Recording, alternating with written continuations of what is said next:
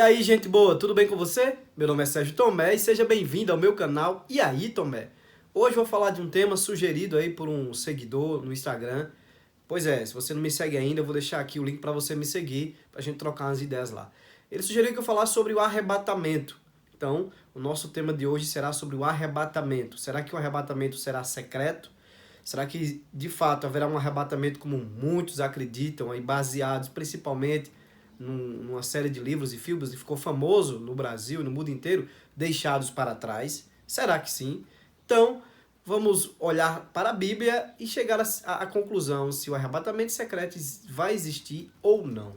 Quer saber a resposta? Fica um pouco mais comigo. Vamos nessa?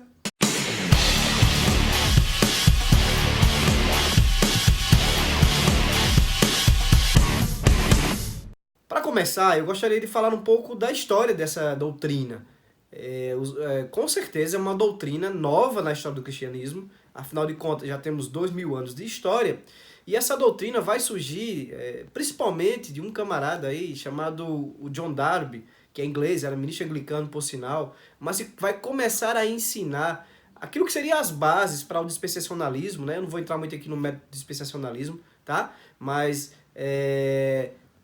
o dispensacionalista acredita que haverá um arrebatamento secreto, e o John Darby, 1809, por aí, é o que vai primeiro começar a ensinar essa doutrina. A gente está falando aí 1800 anos depois de Cristo, da morte de Cristo. Já havia 1800 anos de história do cristianismo. E até então, ninguém havia falado dessa doutrina, mas o Darby começa a pregar, ele chega nos Estados Unidos, influencia um camarada chamado Scofield, e aí realmente você já deve ter ouvido falar, e você que é pentecostal, possivelmente deve ter ou já viu a Bíblia de Estudo de Scofield. E foi essa Bíblia, no início do século XX, criada por Scofield, que vai influenciar realmente mais ainda o mundo com essas ideias dispensacionalistas. E aí, principalmente, o que a gente quer tratar aqui, que é a visão do arrebatamento secreto. E para fechar com chave de ouro, vieram os filmes da série Deixados para Trás, do Tim LaHaye, e com certeza isso popularizou ainda mais, e muita gente assiste os filmes achando que o filme é baseado na Bíblia, mas na verdade não é. É baseado nessa visão do Darby, na visão do Scofield, que popularizou no mundo inteiro, e nós temos hoje basicamente 80%, se calcula que 80% dos cristãos, principalmente ocidentais, eles creem nessa visão, né, de arrebatamento secreto. Mas o que é o arrebatamento secreto? Dizem eles que, e aí nós concordamos, nós protestantes reformados, que haverá uma grande tribulação, porque isso é fato, o próprio Jesus vai falar isso lá em Mateus 24, que haverá uma grande tribulação, mas a grande questão é o seguinte: será que a igreja passará pela grande tribulação? Tá? A ideia é que quando estiver se aproximando o fim dos tempos, o grande dia do Senhor, haverá uma grande tribulação promovida pelo anticristo, onde haverá uma grande perseguição no mundo, mas essa perseguição justamente será contra os cristãos. Os pré-tribulacionistas, eles dizem que a igreja será então arrebatada, será tirada da terra antes dessa grande tribulação, para que a igreja seja poupada dessa grande tribulação, e só ficaram aqui então os cristãos nominais, aqueles que dizem ser cristãos de verdade, mas não são. E esse será um momento de 7 anos, né, na grande tribulação, onde os judeus serão convertidos, tratados por Deus, e serão convertidos por Deus, além desses cristãos nominais. Essa, resumindo, é a visão dos que creem no arrebatamento secreto. Tá certo? Que a igreja será arrebatada. Jesus vem de forma secreta, por isso que é arrebatamento secreto, arrebata a igreja, e aí você vê isso muito claro, né, nos filmes, e muita gente tem adesivos em carro, por exemplo. Se esse carro estiver desgovernado é porque eu fui arrebatado e tal. Muito baseado nessas ideias dos filmes e do princípio do arrebatamento secreto. Então, arrebata a igreja secretamente. Se Jesus vem no mínimo 2 vezes, é importante atentar isso. Eles dizem que Jesus vem no mínimo 2 vezes. Uma secretamente e depois vem julgar o anticristo, estabelecer, né, derramar o seu juízo sobre a terra e estabelecer novos céus e nova terra. E aí sim a igreja reinará com Cristo eternamente. Então é basicamente isso. Para mim isso é muito estranho, essa ideia de que Jesus virá no mínimo 2 vezes, porque é preciso fazer um malabarismo muito grande nas escrituras, e isso é um pouco que os que creem no pré-tribulacionismo, né, de antes da tribulação, a igreja será arrebatada, precisam fazer. Usar alguns textos fora de contexto, fazer alguns malabarismos aí, né? Pegar palavras específicas fora de contexto para criar essa doutrina. Quando a gente olha para a Bíblia, a gente sempre entende e vê muito claramente que Jesus veio a primeira vez como servo sofredor, veio ofertar a salvação ao seu povo, mas virá uma segunda vez como o justo juiz para julgar todos os povos. Então, eu não consigo enxergar Jesus vindo mais duas vezes, né, à luz das Escrituras. O próprio Jesus deixa claro isso, por exemplo, lá em Mateus capítulo 24. Olha o que ele diz em Mateus capítulo 24, verso 29 a 30.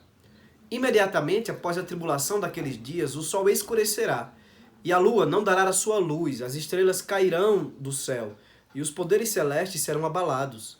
Verso 30. Então aparecerá no céu o sinal do Filho do Homem, e todas as nações da terra se lamentarão e verão o Filho do Homem vindo nas nuvens do céu, com poder e grande glória. Em Apocalipse capítulo 3, verso 10 diz: Visto que você guardou a minha palavra de exortação, a perseverança, eu também o guardarei da hora de provação que está para vir sobre todo o mundo, para pôr à prova os que habitam na terra. Esses textos ficam claros que haverá uma grande tribulação e que a igreja está sendo exortada, está sendo avisada. E se a igreja não fosse viver essa grande tribulação, não teria sentido esses avisos. E no texto de Mateus fica claro que Jesus virá logo após a grande tribulação. Ou seja, ele está avisando para a igreja que ela passará.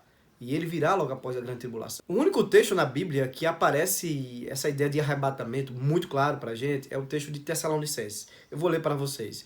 Lá em 1 Tessalonicenses, capítulo 4, do verso 15 ao verso 17. Dizemos a vocês, pela palavra do Senhor, que nós, os que estivermos vivos, os que ficarmos até a vinda do Senhor, certamente não precederemos os que dormem. Pois dada a ordem com a voz do arcanjo e ressoar a trombeta de Deus, o próprio Senhor descerá do céu, e os mortos em Cristo ressuscitarão primeiro.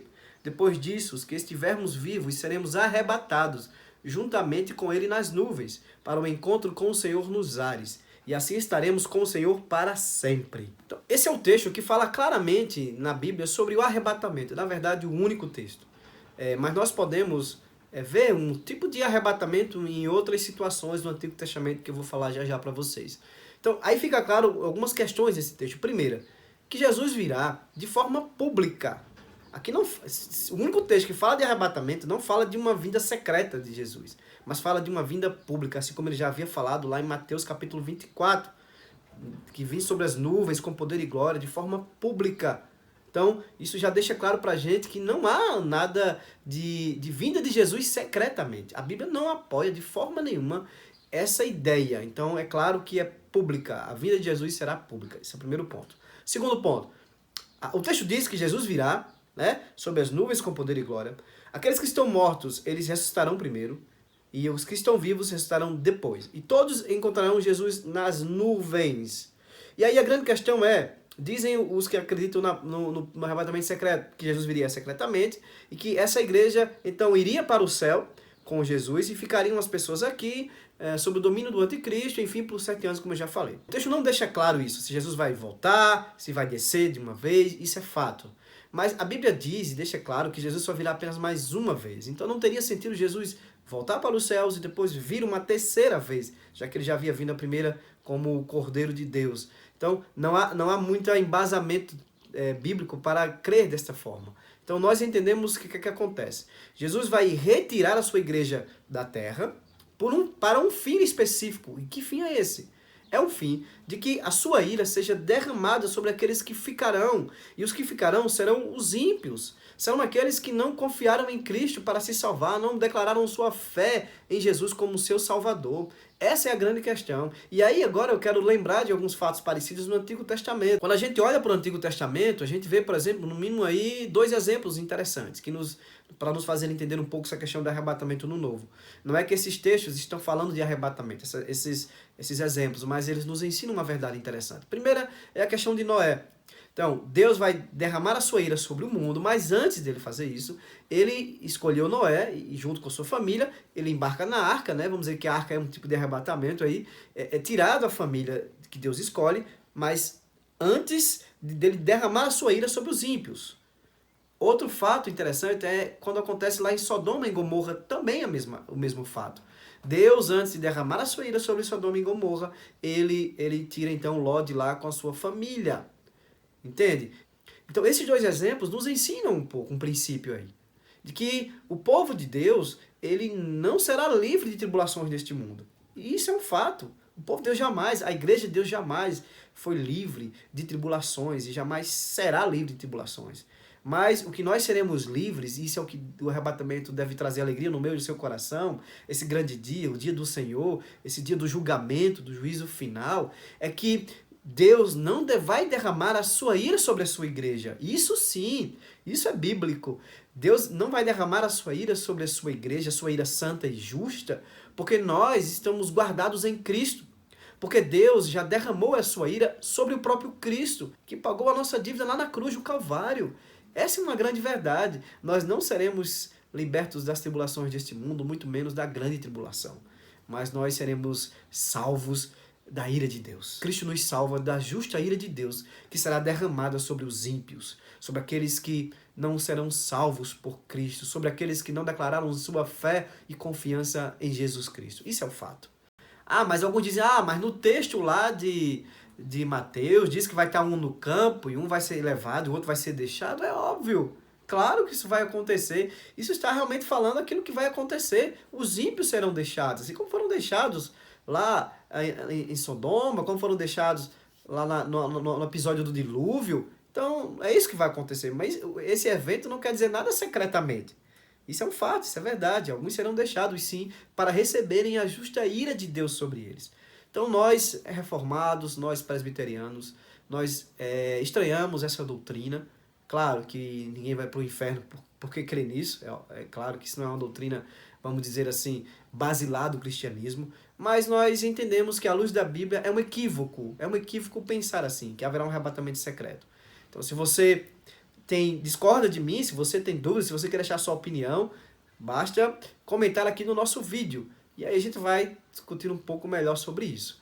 Porque creio eu que essa informação que eu estou dando é uma novidade para muitos que talvez nunca ouviram esse outro lado da história, porque sempre foram influenciados pela Bíblia de Scofield e pelos filmes e livros deixados para trás. Mas não vá embora antes de você assinar esse canal, se inscreva no canal aí, dê um joinha, dê um like, aperte nessa mãozinha assim, ó, que você dá um like para nos ajudar na promoção do canal. Compartilhe esse vídeo, dê a sua opinião, comente. Vamos atingir a nossa marca aí, nos ajude a atingir a nossa marca.